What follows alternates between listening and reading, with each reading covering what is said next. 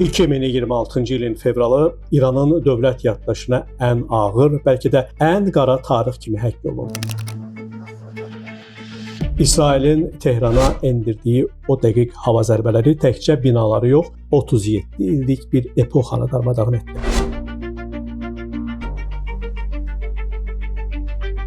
Ali dini rəhbər Əli Xameneyinin iqamətgahının vurulması və onun ölümü illərdir qurulan teokratik qalanın büdrəməsi deməkdir.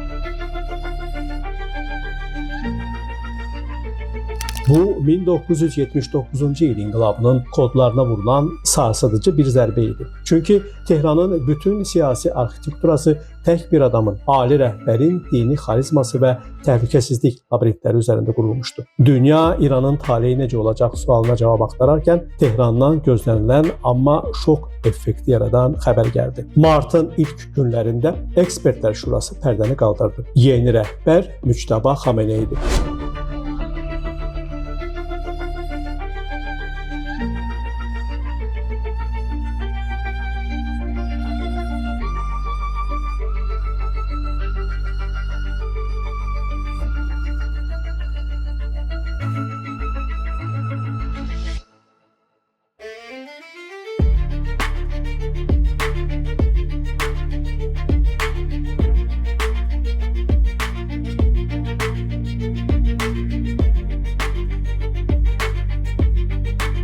Beləliklə, İran tarixində bir ilk yaşandı. Hakimiyyət inqilabın devirdiyi monarxiya qaydaları ilə, yəni atadan oğula keçdi.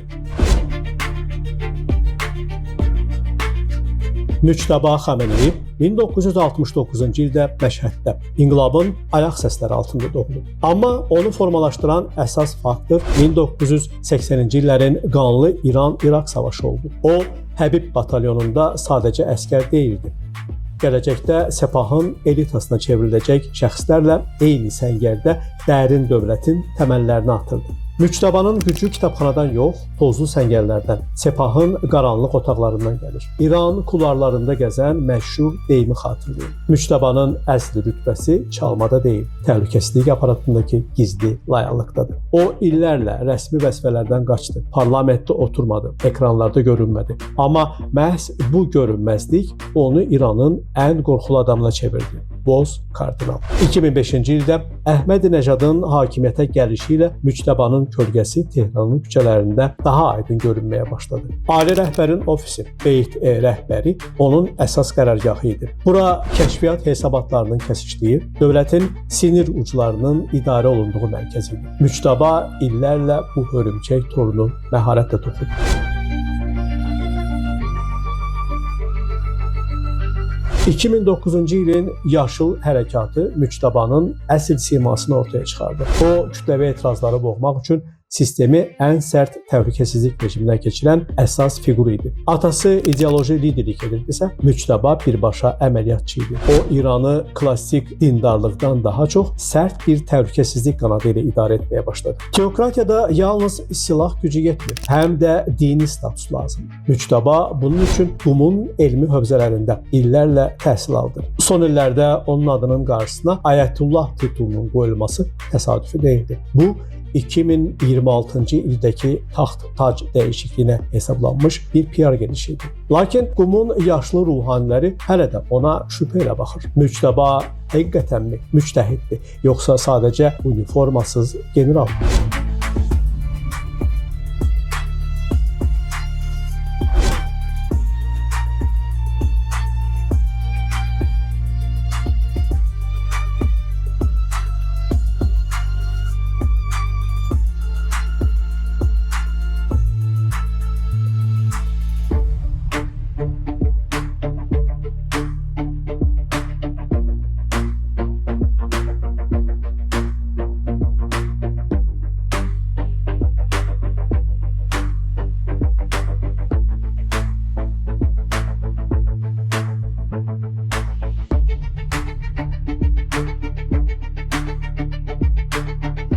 Müçtəbanın hakimiyyətə gəlişi ilə İranın yeni idarəçilik kodları aktivləşdi. Artıq qarşımızda daha aqressiv, daha qapalı və daha sərt bir Tehran var. Onun siyasəti 3 dayaq üzərindədir. Sepahın dövlət daxilində dövlətə çevrilməsi, daxili etirazların nəfəs kəsmə üsulu ilə boğulması, regionda daha radikal ritorika. Amma Müçtəbanın yolu heç də gül çiçəkli deyil. İqtisadiyyat can verir, sanksiyalar boğazı sıxır. Cəmiyyət isə partlamağa hazır olan vulkan kimidir. Regional gərginlik isə artıq nəzarətdən çıxıb. Əsas sual budur. Atasının 37 ildə qurduğu o mürəkkəb tarazlığı Müçtəba qoruya biləcəkmi? Yoxsa bu irsi keçid İranın sonunun başlanğıcı olacaq? Bir şey dəqiqdir. Tehranda kölgədəki adam dövrü bitdi. Müçtəba artıq sistemin birbaşa sahibidir. Namiq Abbasov, Today Press TV.